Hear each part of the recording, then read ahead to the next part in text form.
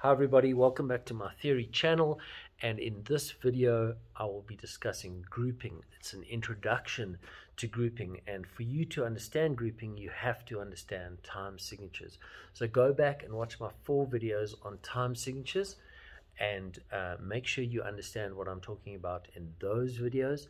The culmination of those videos is you being able to define time signatures in words, and by that I mean these word definitions: simple duple, simple triple, simple quadruple, compound duple, compound triple, compound quadruple.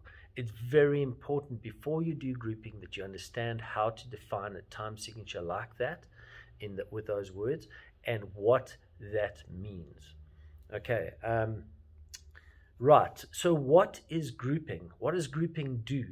Grouping helps the musician, when he is reading music, to graphically see where the beats are in whatever time signature you are working in.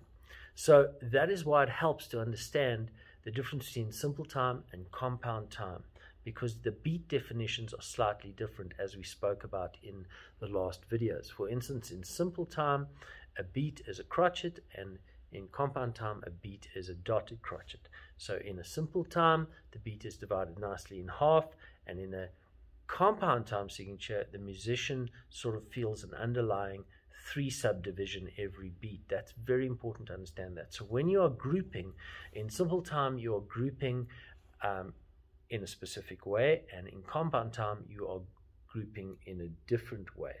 Okay, so it's a graphic understanding. That's what grouping is. It's similar, not exactly the same, but it's similar to if you have learned to read grammatically correct sentences, and there are commas which tell you when to pause, and they also help you with the meaning of the sentence. There are full stops which tell you when the sentence ends. It's not quite the same, but those are graphic symbols that tell you how to read properly. Without the graphic symbols, you wouldn't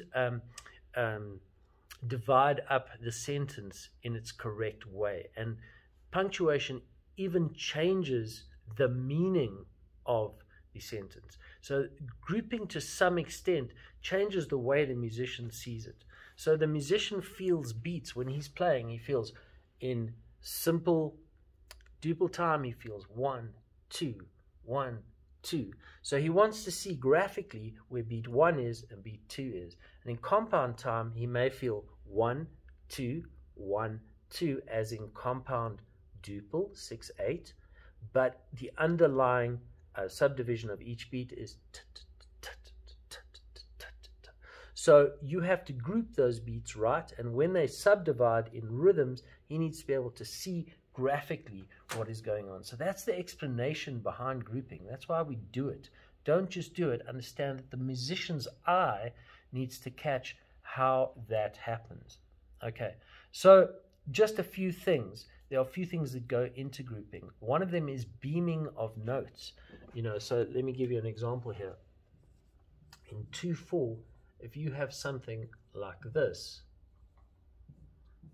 2/4, once again, define the time signature. This is simple duple. Therefore, duple, there needs to be 2 distinct beats or 2 graphic markers for the musician to identify that and to make his life easier as a sight reader.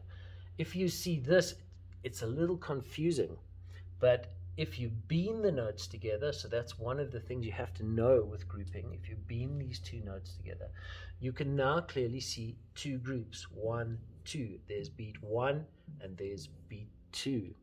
Okay, so in 6/8, which is compound duple, there's a sort of a graphic understanding that if you beam it like that, you can clearly see the 2 beats. Here's beat 1 and here is beat 2. All right. But if you have something like this in 6/8, look how complex this is for your eye to follow. There are still 6 quavers in this beat. These are 6 quaver rests. But where does the first beat begin? Oh, okay, that's obvious. Where does the second beat begin?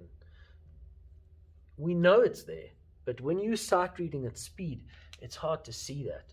So a solution for that is to have a crotchet and a crotchet rest that are dotted, and now you can clearly see your first three subdivisions are there, right? Or theoretically that would equate to that, but if you're looking at this on its own, look how clear that is. There's beat 1 and there is beat 2. You don't have all those graphic markers which are very complex and all over the place, and the musician finds it hard to read. So that is the basic understanding behind grouping. And lastly, which is and this is exactly what I said in the last video, I want you to graphically see in your brain 2/4, 3/4, and 4/4.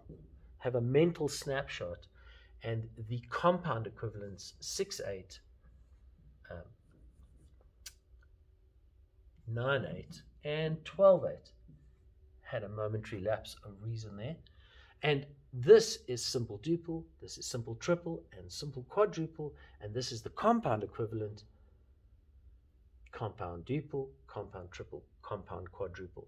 Draw these out: 2 crotchets, 3 crotchets, 4 crotchets, and then 6/8.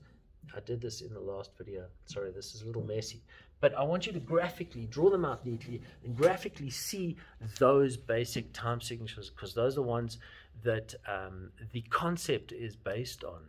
There are other time signatures which you're going to have a look at, but once you've got the concept from those basic time signatures, then your grouping becomes simpler.